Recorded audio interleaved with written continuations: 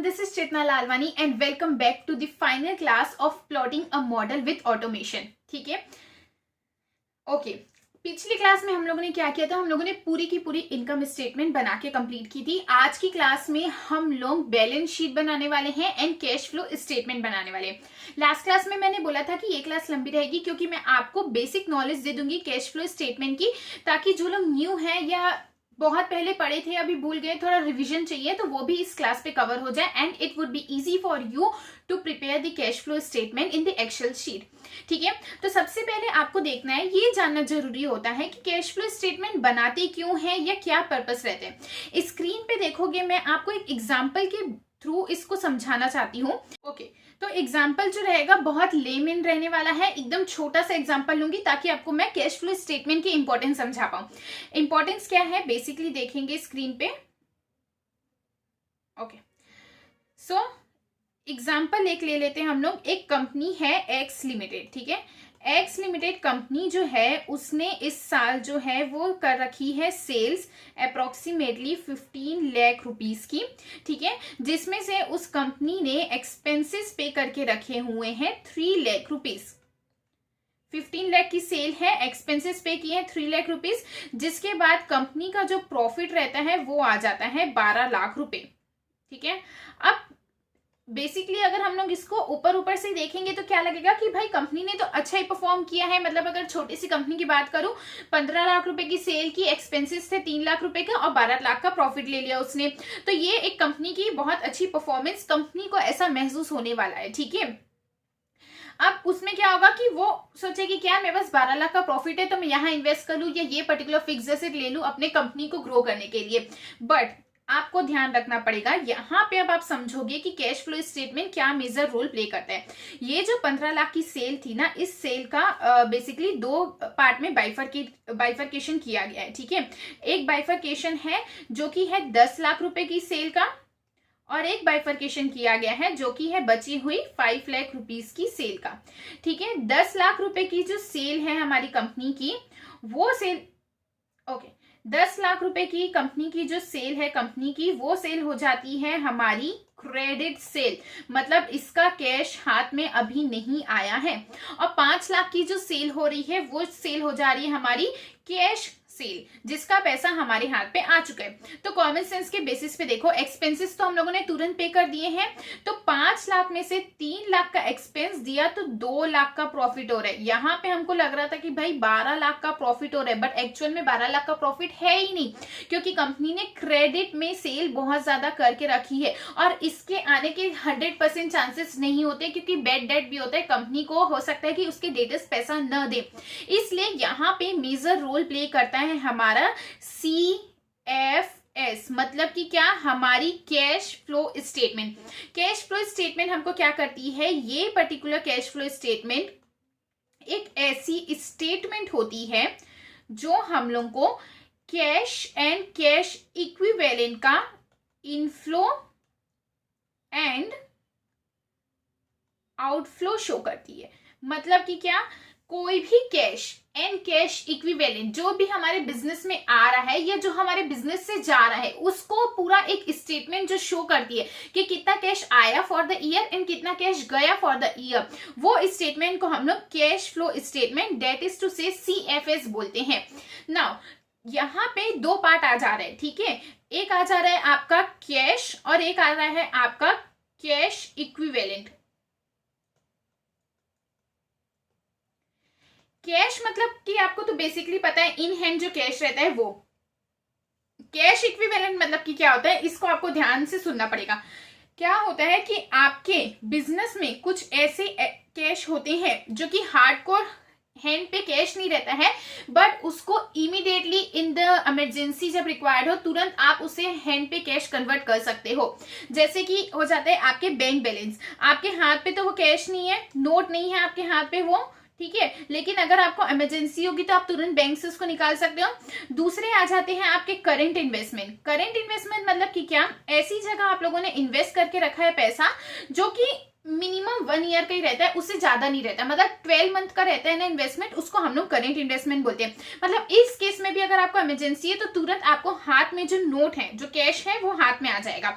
उसके बाद आ जाते हैं चेक एंड ड्राफ्ट, जो कि वैसे कैश नहीं होते। इसमें कैश मतलब मैं नोट बोल रही हूँ, वो नोट नहीं होता, लेकिन आप इसको तुरंत जो है चेंज करवा सकते हो अगर आपको रिक्वायरमेंट हो। एक आ गया bank balance, current investment, cheque and draft, और नेक्स्ट आ जाता है आपका मार्केटेबल सिक्योरिटीज। ठीक है, तो ये एग्जाम्पल होते हैं आपके कैश इक्विवेलेंट के। तो जब भी आप कैश फ्लो स्टेटमेंट बनाते हैं ना, वहां पे ये चीजें भी आपकी आती हैं, क्योंकि ये तुरंत ही कैश में कन्वर्ट हो जाते हैं। सबसे इंपॉर्टेंट चीज जो होती है हमारे CFS में, मतलब कैश फ्लो स्टेटमेंट जो सबसे इंपॉर्टेंट चीज हो जाती है, वो आपकी हो जाती है 3 एक्टिविटीज।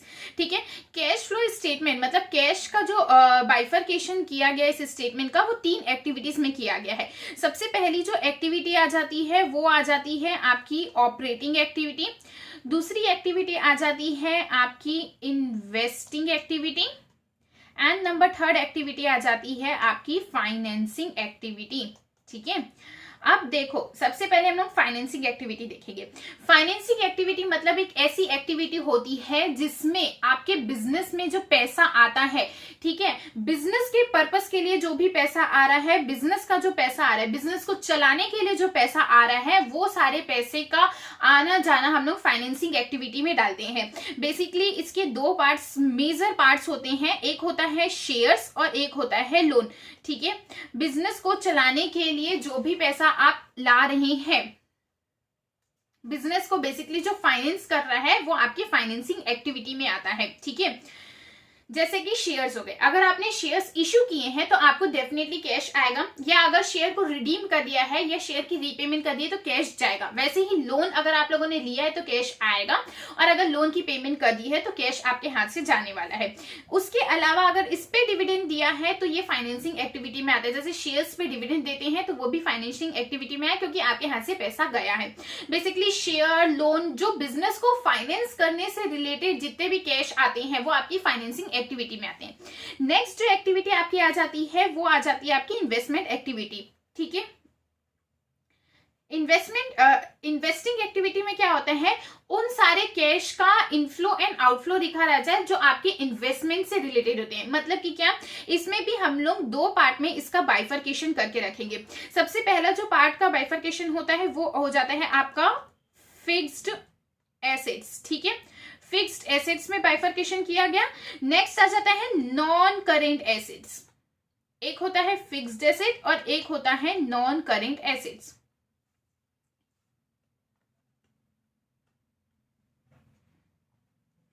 नॉन करेंट एसेट पे इसका बाइफरकेशन किया गया है। क्यों, देखो, करेंट एसेट क्या हो गया, आपका कैश इक्विवेलेंट में आ गया। मैंने बोला था ऐसी इन्वेस्टमेंट जो कि आपकी हमारी जो रहती है 12 महीने के अंदर अंदर में रहती है। नॉन करेंट एसेट्स या नॉन करेंट इन्वेस्टमेंट जो रहते हैं वो 12 महीने से ज्यादा के होते हैं, इसलिए वो इन्वेस्टिंग एक्टिविटी में आ जाते हैं, क्योंकि हम लोगों ने वहां पे पैसा फंसा के रखा है। इनकेस अगर हमको इंटरेस्ट मिलता है तो वो हमारा इनफ्लो होगा कैश का, जब हम इन्वेस्ट करते हैं तो वो हमारा आउटफ्लो होगा। फिक्स्ड एसेट्स में आ जाता है, कोई भी एसेट आप लोगों ने परचेज किया है, हमारे हाथ से कैश गया है तो आउटफ्लो। कोई भी एसेट को आपने बेचा है, हमारे हाथ पे कैश आया है तो वो हमारा इनफ्लो होता है। ठीक है, अब ध्यान रखना, इस पे एक इंपॉर्टेंट मेजर पॉइंट होता है जिसपे हम लोग बोलते हैं कि अगर मैंने कंपनी किसी और कंपनी के शेयर्स में पैसे लगाए हैं, ठीक है, अब हमको क्या हुआ, शेयर्स में हम लोगों ने वहां पे इन्वेस्ट किया तो वो इन्वेस्टमेंट एक्टिविटी पे आता है। ठीक है, और उससे जो डिविडेंड मिलता है वो भी हमारा इन्वेस्टमेंट एक्टिविटी में आएगा, लेकिन खुद की कंपनी का शेयर्स का होगा तो फाइनेंसिंग एक्टिविटी में आएगा। नेक्स्ट आ जाता है आपका ऑपरेटिंग एक्टिविटी। ऑपरेटिंग एक्टिविटी मतलब क्या, जो भी कैश का इनफ्लो या आउटफ्लो हो रहा है जो हमारे बिजनेस के ऑपरेशन से रिलेटेड होता है। क्या बोला गया है, ऑपरेटिंग एक्टिविटी में जितना भी कैश का इनफ्लो या आउटफ्लो हो रहा है जो हमारे बिजनेस के ऑपरेशन से रिलेटेड होता है उसको हम लोग ऑपरेटिंग एक्टिविटी में बोलते हैं। या ऐसा भी बोल दो, जो इन्वेस्टमेंट और फाइनेंसिंग एक्टिविटी में नहीं आया वो ऑपरेटिंग एक्टिविटी में आ जाएगा। ठीक है, सेल किया तो आपका क्या हुआ, इनफ्लो हुआ, क्योंकि आप लोगों ने गुड्स बेचे और पैसा आया। तो बेसिकली ये तीन हमारी एक्टिविटीज होती है। मैंने बहुत शॉर्ट पे बहुत ऊपर ऊपर से इसको कवर किया है जस्ट फॉर द रिवीजन, या जिसको बिल्कुल भी नॉलेज नहीं है उसको एक आइडिया हो जाए कि कैश फ्लो स्टेटमेंट क्या होता है, ठीक है। अगर आप लोग बोलोगे कि इसकी एक डिटेल वीडियो बताओ तो मैं उसके लिए भी एक अलग से वीडियो शूट कर लूंगी, जहां पे मैं पूरी कैश फ्लो स्टेटमेंट एकदम डिटेल में 0 से 100 तक समझा दूंगी। बट फिलहाल के लिए एफएमवी के लिए इतना बेसिक नॉलेज जो हम लोगों ने अभी कवर किया है that is enough. So I hope कि आपको ये समझ में आ गया कि कैश फ्लो स्टेटमेंट कैसे बनाते हैं, क्या होती है ये वो। नाउ फाइनली अब हम लोग बनाने वाले हैं हमारी balance sheet and cash flow statement in our Excel sheet. So let's get started with that. Okay, screen पे आपको एक बैलेंस शीट का फॉर्मेट दिख रहा है। आई वुड रिक्वेस्ट कि वीडियो को पॉज करके पहले एक्सेल की शीट पे इस पर्टिकुलर बैलेंस शीट के फॉर्मेट को आप बना लो, ठीक है। ओके, नाउ मूविंग फॉरवर्ड हम लोग जो है अब बैलेंस शीट पे काम करने वाले हैं, हमारी बैलेंस शीट बनाने वाले हैं। ये कौन सी स्टेटमेंट है जो लास्ट क्लास में हम लोगों ने रिलायंस इंडस्ट्री लिमिटेड के ऊपर बनाई थी, वही वाली स्टेटमेंट पे काम करना शुरू करेंगे। सबसे पहले इक्विटी शेयर कैपिटल के लिए आप लिखने वाले हैं is equal to if error, ठीक है। यहाँ पे आप इक्विटी शेयर कैपिटल को उठाओ, प्रेस एंटर, जैसे पहले कर रहे थे वैसे ही पूरे डेटा को डालना रहेगा, ठीक है। नाउ क्योंकि नीचे की वैल्यूज पूरी सेम है जैसे हमारी डेटा शीट पे रॉ डेटा पे है, तो हम लोग पूरा का पूरा सेम कॉपी करेंगे। देखो इक्विटी शेयर कैपिटल के नीचे reserves, borrowings, other liabilities same है हेडिंग्स हमारी, तो हम लोग यही फॉर्मूले को पूरे के पूरा नीचे तक लास्ट तक कॉपी करने वाले हैं। आज हम लोग थोड़ा फास्ट जाएंगे क्योंकि कल हम लोगों ने अच्छी खासी प्रैक्टिस इस चीज पे कर ली थी। नाउ इसके बाद टोटल लायबिलिटीज का है, तो हम लोग एक काम करते हैं, इसको टोटल लायबिलिटीज के उस पे भी नीचे ले आते हैं।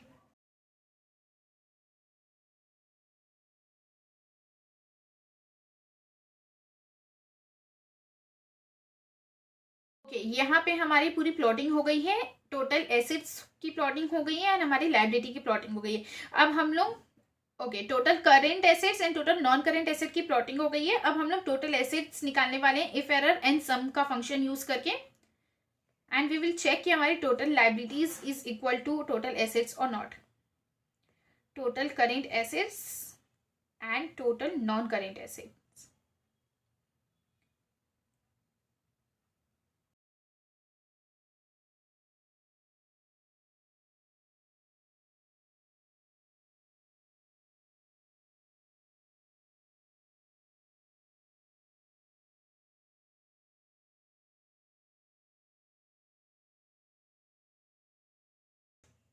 Okay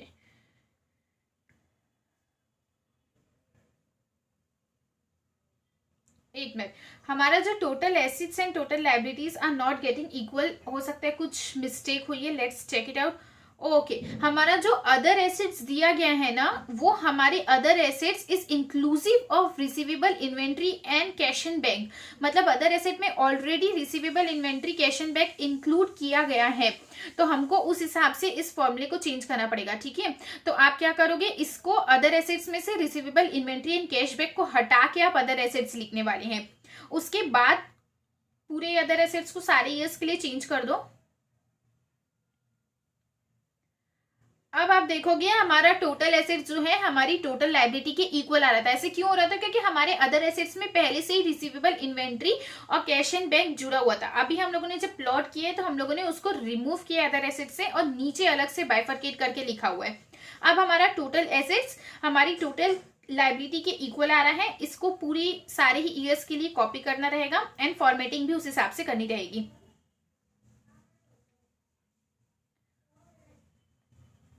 and first of all I am really very sorry अगर बैकग्राउंड में थोड़ी ज्यादा नॉइज आ रही है तो, बिकॉज घर पे शूट होता है, so there is a issue. Okay, next important चीज क्या होती है, जब आप बैलेंस शीट बना रहे हो ना, तो बैलेंस शीट बनाते समय आपको लास्ट में एक चीज मतलब एक हेड डालना पड़ता है, दैट इज टू से चेक का हेड डालना पड़ता है। चेक आप लिखेंगे एंड इस हेड पे आपको देखना है कि अगर आपकी total liabilities is equal to total assets है तो हमको ट्रू टू शो करो, ठीक है। इसके लिए आप क्या करोगे, is equal to total asset if is equal to total liability है तो ये ट्रू आएगा, ठीक है।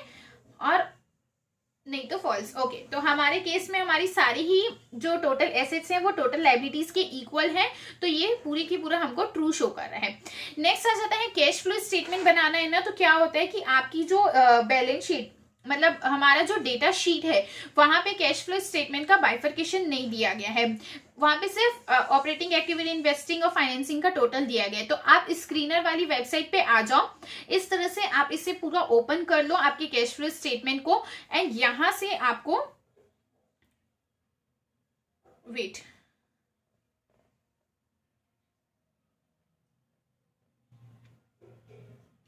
ओके यहां से आपको क्या हो जाएगा कि पूरी की पूरी कैश फ्लो स्टेटमेंट का बाइफर्केशन मिल जाने वाला है। ठीक है, तो आप लोगों ने इसको ओपन कर लिया है। नेक्स्ट चीज आप क्या करने वाले हैं, इसे, ये पूरी की पूरी शीट, मतलब जो आपको कैश फ्लो स्टेटमेंट का डेटा दिया हुआ है, इसको आपको कॉपी करना रहेगा। ठीक है, इसे कॉपी करेंगे एंड देन आपके एक्सेल शीट पे आप वापस आ जाएंगे। एक न्यू शीट हम क्रिएट करने वाले हैं, वो शीट रहेगी CFS कैश फ्लो स्टेटमेंट, मतलब ये ओरिजिनल कैश फ्लो स्टेटमेंट नहीं रहने वाली है, ये हमारा रॉ डेटा रहने वाला है। ठीक है, तो ओके इसको ना आप क्या करो, ऐसे पेस्ट मत करो, ऐसे ही गड़बड़ करेगा, आप इसे पेस्ट स्पेशल में जाके टेक्स्ट फॉर्म में पेस्ट कर दो। ओके, सी आपकी जो है, आपको पूरी की पूरी जो है कैश फ्लो स्टेटमेंट फिर विद द बाइफर्केशन आपको पूरा डेटा मिल चुका है। अब यहां से हम इसमें काम करने वाले हैं। ठीक है, हिस्टोरिकल फाइनेंशियल स्टेटमेंट में आ जाओ, एक और हेडिंग दे दो, जैसे बैलेंस शीट की है, पूरा का पूरा फॉर्मेट और ये सब कॉपी करके नीचे कैश फ्लो स्टेटमेंट की आपको हेडिंग देनी है।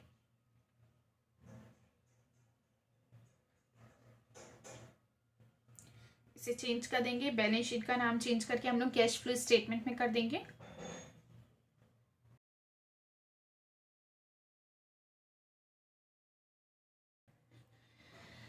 सबसे पहले आपका क्या आ जाएगा, ऑपरेटिंग एक्टिविटी का आ जाने वाला है, तो उसके लिए हेडिंग दे दो कैश फ्रॉम ऑपरेटिंग एक्टिविटीज।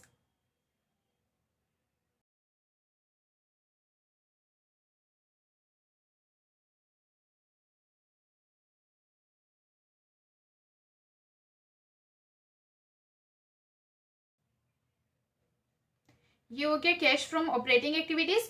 अब इसके नीचे कौन कौन से हेड्स दिए हो, इसके अकॉर्डिंग, जैसे हम लोगों ने बैलेंस शीट में हेड्स बनाए थे, डेटा को वहां से यहाँ पे प्लॉट कर दिया था, उसी तरीके से सेम कैश फ्लो स्टेटमेंट में भी करने वाले हैं। ठीक है, तीनों ही एक्टिविटीज के लिए। क्या मतलब होता है एक्टिविटीज का, मैंने आपको पहले ही वीडियो के स्टार्ट पे बता दिया था।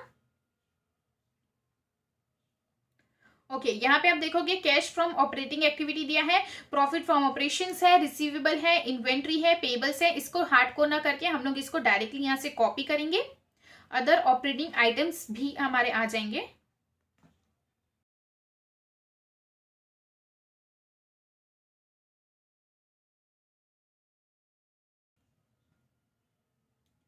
ओके अदर ऑपरेटिंग आइटम्स भी आ जाएंगे and then you will copy and paste here. सिर्फ वैल्यूज को पेस्ट करेंगे हम लोग। ओके हेडिंग भी डालने की हमको हार्डकोर करने की जरूरत नहीं पड़ी है, टाइप करने की जरूरत नहीं पड़ी है। अब कॉमन सेंस की बात है, अगर हेड सेम है एंड हेड्स का सीक्वेंस सेम है, तो इसी तरीके से आपको क्या है, वैल्यू भी फिल करनी है। जैसे हम लोगों ने बैलेंस शीट में फिल किया था, लाइबिलिटीज में, एसेट्स में क्या किया था हम लोगों ने, हेड सेम थे, उसके सीक्वेंस भी सेम था, तो डायरेक्टली एक पे वैल्यू डाला था और पूरा उसको कॉपी पेस्ट कर दिया था नीचे तक के। वैसे ही सेम इस केस में भी करेंगे हम लोग।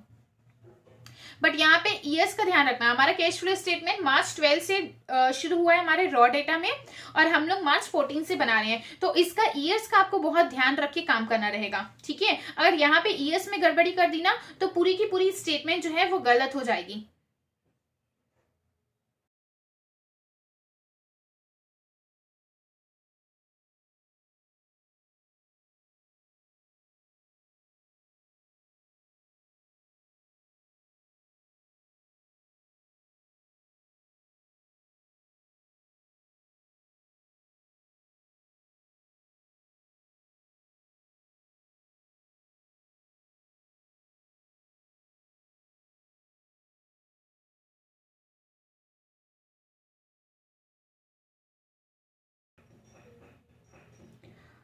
ओके यहाँ पे हमारा डेटा कॉपी पेस्ट हो चुका है, आपको फॉर्मेटिंग भी इसकी चेंज कर देनी है।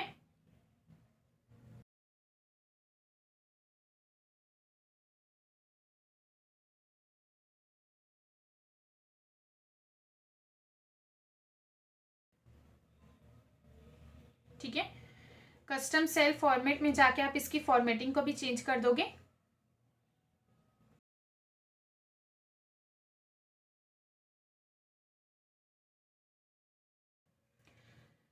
ये आ गया आपका कैश फ्रॉम ऑपरेटिंग एक्टिविटीज का जो बाइफरकेशन हेडिंग्स दी गई थी, डेटा दिया गया था। ओके, अदर ऑपरेटिंग आइटम्स में हमारे पूरे 0 दिया गया मार्च 14 से, तो हमारा हाइफन आ गया क्योंकि हम लोगों ने वैसे सेटिंग करके रखी थी जहां पे भी 0 आएगा वहां पे आपको हाइफन डालना है। नेक्स्ट आ जाता है, अच्छा अपन एक काम करते हैं, कैश फ्रॉम ऑपरेटिंग एक्टिविटीज ना करके इसके हेडिंग सिर्फ ऑपरेटिंग एक्टिविटीज कर देते हैं। अब नीचे हम लोग लिखते हैं कैश फ्रॉम ऑपरेटिंग एक्टिविटीज, ताकि ये रिपीट मत हो जाए। ठीक है, cash from operating activities, directly इसका सम कर देंगे।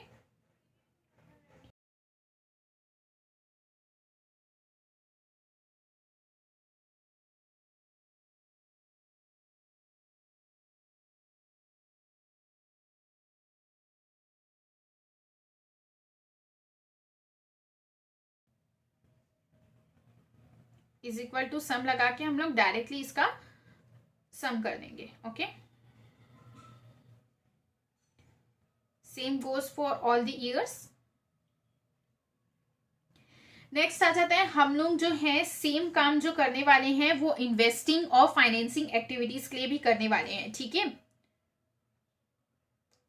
ओके, यहां पे मैंने वर्क,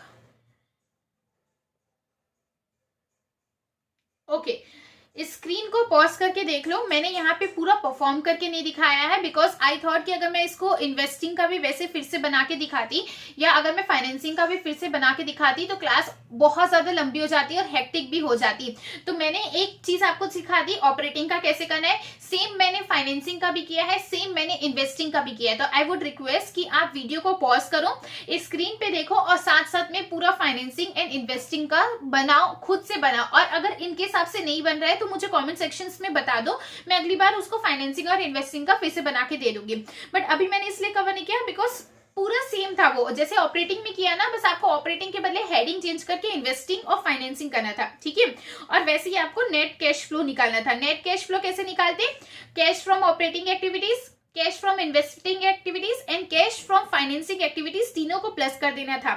ठीक है, तो आपका ये नेट कैश फ्लो जो है वो आपका आ जाता।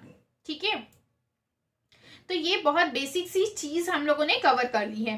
तो ये हो गई आपकी कैश फ्लो स्टेटमेंट हमारी कवर। ठीक है, अब आप देखोगे फाइनली हम लोगों ने कैश फ्लो स्टेटमेंट बना ली, हम लोगों ने बैलेंस शीट बना ली है, हम लोगों ने हमारी इनकम स्टेटमेंट भी बना ली है। अब आप देख सकते हो स्क्रीन पे हमारी जो स्टेटमेंट्स है, फाइनेंशियल स्टेटमेंट है, वो कितनी ज्यादा प्रॉपर एंड कितनी ज्यादा परफेक्ट लग रही है। जिस वे में एक प्रोफेशनल फाइनेंशियल स्टेटमेंट होनी चाहिए, ये प्रॉपरली उसी तरीके से दिख रही है। ठीक है, तो यहाँ पे आपका मेन काम जो बनाना था, plotting with automation of 3 statements था, वो यहाँ पे कंप्लीट होता है। ठीक है, इसके अलावा अगर आपको कोई भी डाउट होता है आप मुझे प्लीज बताइए। अगर परफॉर्म कर रहे हैं साथ में तो वेल एंड गुड।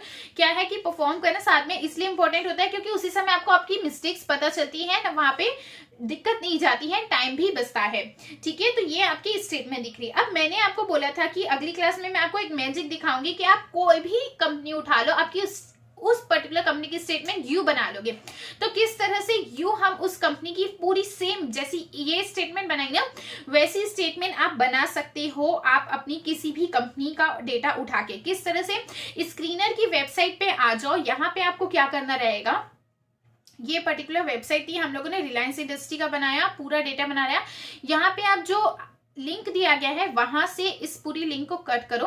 कहां तक के कट करना है आप स्क्रीन पे देखो, स्क्रीनर .in तक के दिया हुआ है।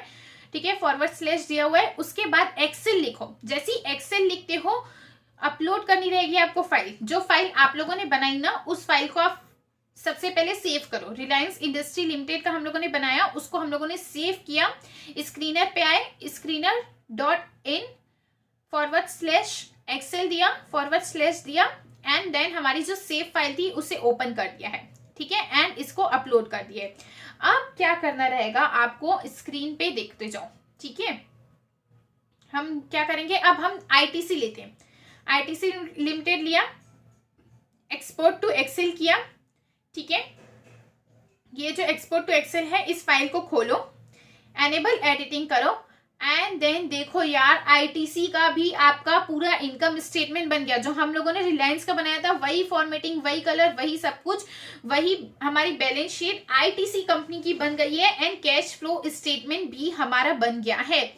ठीक है, कैश फ्लो स्टेटमेंट के केस में आपको थोड़ी चेंजेस करनी रहती है, क्योंकि यहाँ पे जो है हेड्स चेंज होता है। अब यहाँ पे आपकी जो कैश फ्लो स्टेटमेंट है वो चेंज नहीं हुई है, क्योंकि हम लोगों ने उसे हार्डकोर किया था डेटा को कॉपी करके। तो इस केस में भी आप हार्डकोर कर लो, डेटा को आप कॉपी कर लो। ठीक है, पहले इसको पूरा ओपन कर लो, तीनों एक्टिविटीज को। डेटा को यहां से आप करेंगे कॉपी। ठीक है, जैसे ही डेटा को यहां से आप कॉपी करेंगे, आप एक्सेल की जो हमारी रॉ डेटा वाली सीएफएस वाली शीट थी, B2 सेल पे आ जाओ। B2 सेल में आके पेस्ट स्पेशल टेक्स्ट फॉर्म में उसको क्या कहते हैं, पेस्ट करना रहेगा हमें।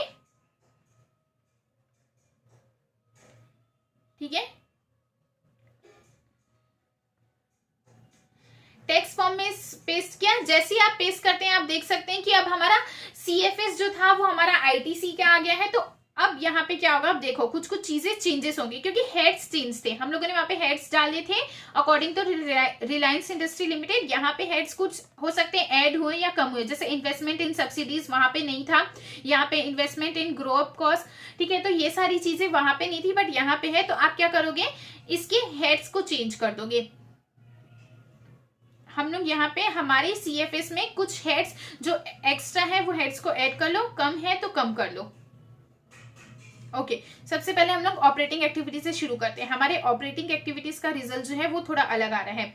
तो इस केस में आप क्या करोगे, देखो यहाँ पे लास्ट ईयर का जो है वहां पे 1887 आ रहा है। ठीक है, अच्छा यहाँ पे ऊपर में जो सीएफएस में देख रहे हो ना, वहां पे ईयर्स थोड़े मेरे राइट साइड लेफ्ट साइड पे अलाइन हो गए हैं, तो उसको इग्नोर करना है।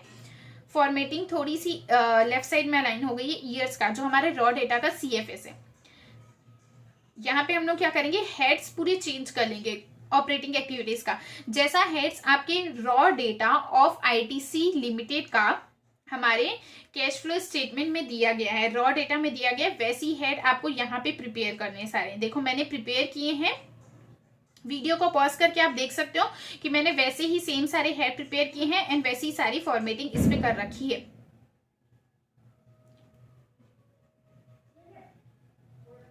Okay okay okay okay, first of all I am really sorry. पिछले जब हम लोगों ने रिलायंस इंडस्ट्री लिमिटेड का हम लोगों ने कैश फ्लो स्टेटमेंट बनाया था ना, वहां पे एक बहुत मेजर मिस्टेक हो गई थी। If in case you have notice, जब हम लोगों ने कस्टम सेल फॉर्मेटिंग की थी, तब मैंने क्या किया था, नेगेटिव नंबर्स को ब्रैकेट भी दिया था एंड माइनस साइन भी दिया था। ठीक है, जिसकी वजह से वहां पे भी शायद आंसर गलत आया होगा और यहाँ पे भी आंसर गलत आ रहा है। तो इस चीज को आपको ध्यान रखना है, इसको आपको अपडेट कर देना है। Okay, so I am so sorry, due to some technical issues आपको जो है एक्सेल की स्क्रीन नहीं दिख रही होगी, बट यहाँ पे मैं आपको बता देती हूँ। हम लोगों ने रिलायंस लिमिटेड का पूरा हम लोगों ने जो है फाइनेंशियल स्टेटमेंट बना के रखी थी।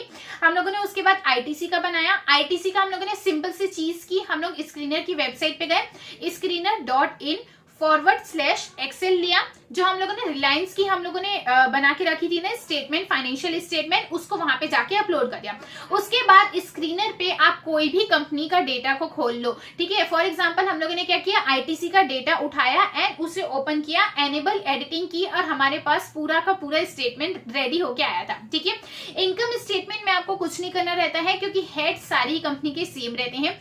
बैलेंस शीट में भी आपको ज्यादा चेंजेस नहीं करनी पड़ती, बट कैश फ्लो स्टेटमेंट के केस में आपको चेंजेस करनी पड़ती है। जब भी आप किसी कंपनी का आप फाइनेंशियल मॉडल अगली बार बना रहे हो, तो आपको सबसे पहले एक काम करना पड़ेगा कि आपको कैश फ्लो स्टेटमेंट के हेड्स देखने पड़ेंगे कि नंबर ऑफ हेड्स और जो हेड्स की सीक्वेंस थी, जो हम लोगों ने पहले मॉडल बनाया रखा था और अभी जब हम लोगों ने अपडेट किया, क्या वो सेम है। अगर इनकेस नहीं है सेम, तो आप फिर से उसके हेड्स जो है बना लो, क्योंकि अब यार कैश फ्लो स्टेटमेंट बनाने में बहुत ज्यादा टाइम नहीं लगता है। यहाँ से रॉ डेटा से पूरे के पूरे हेड्स के सीक्वेंस को कॉपी करो, यहाँ पे पेस्ट करो उसके सामने की वैल्यू को इफ एरर का यूज करके यहाँ पे ऑटोमेट कर दो। सिंपल सी चीज रहती है। अगर इतना भी आप नहीं कर सकते so I am really sorry, financial model में इतनी चीज तो करनी पड़ेगी। इतना भी करने के लिए रेडी नहीं हो तो आई डोंट थिंक सो कि आप फाइनेंशियल मॉडल पढ़ने के लिए रेडी हो।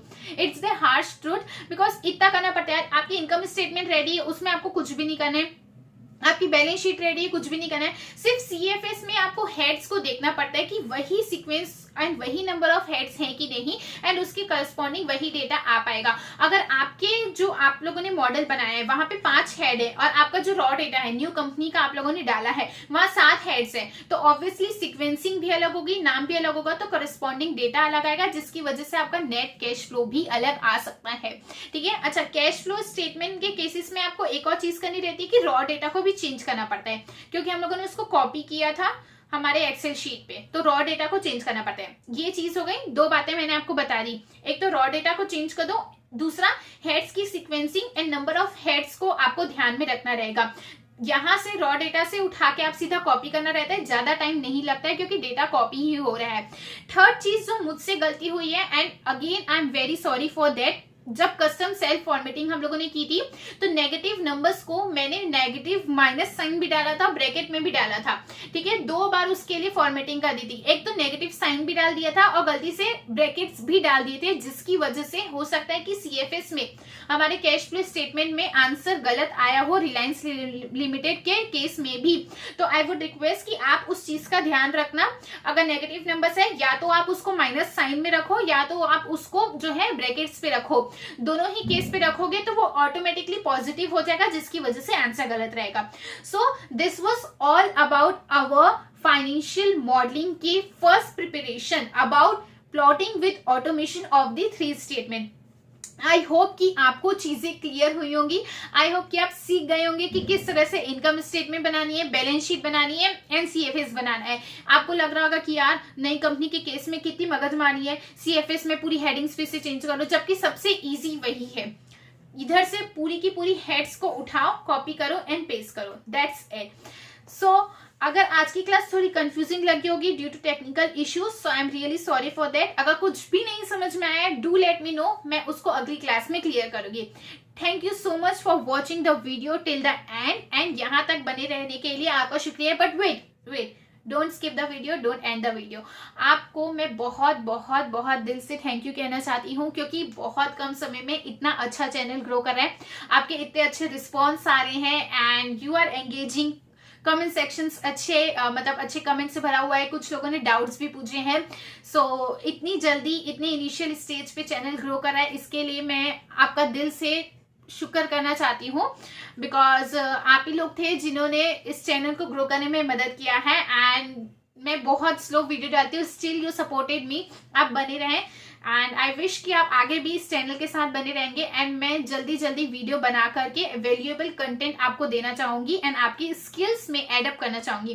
Thank you so much for being the part of the thousands family. YouTube की 1000 मेंबर वाली फैमिली हमारी बन चुकी है, so thank you so much for being the part of this family.